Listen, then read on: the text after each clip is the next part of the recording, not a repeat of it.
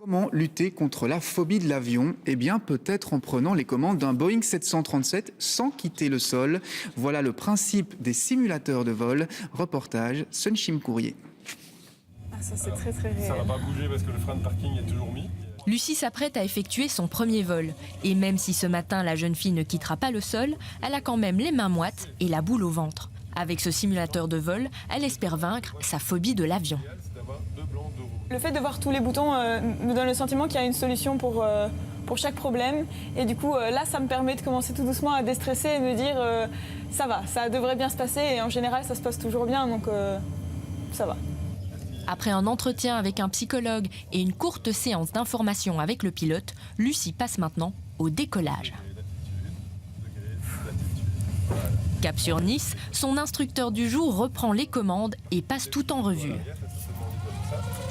La plupart du temps, il y a une appréhension ou une phobie qui naît du fait de ne pas avoir le contrôle quand on est dans un avion. Et non seulement on n'a pas le contrôle, mais les cockpits sont fermés et donc on ne sait pas ce qui s'y passe. Et on peut se poser plein de questions et c'est la part belle à l'imagination. Et quand c'est une phobie, l'imagination elle est plutôt négative.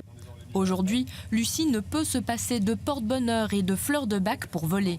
De nature anxieuse, la jeune fille a de manière générale le mal des transports. Elle passe maintenant à l'atterrissage. Les rivers, c'est des inverseurs de poussée. Ici, tu vois, c'est des petites manettes qui renvoient la poussée des moteurs vers l'avant et qui nous permet de freiner l'avion. Pour moi, là, c'est important d'avoir vu comment ça se passait.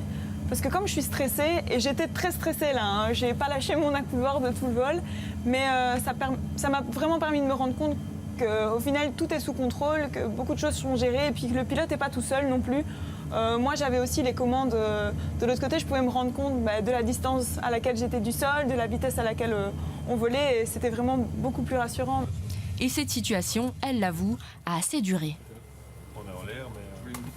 Ça me gâche la vie dans le sens où parfois je me refuse certains voyages, je me refuse certaines excursions parce que justement j'ai peur de prendre l'avion, j'ai peur de ce qui va se passer et du coup je n'ose pas faire certaines choses et je me dis aussi que j'ai besoin de faire ça maintenant parce que pour mon avenir professionnel je serais peut-être amenée à prendre l'avion et j'ai pas envie de refuser certaines opportunités.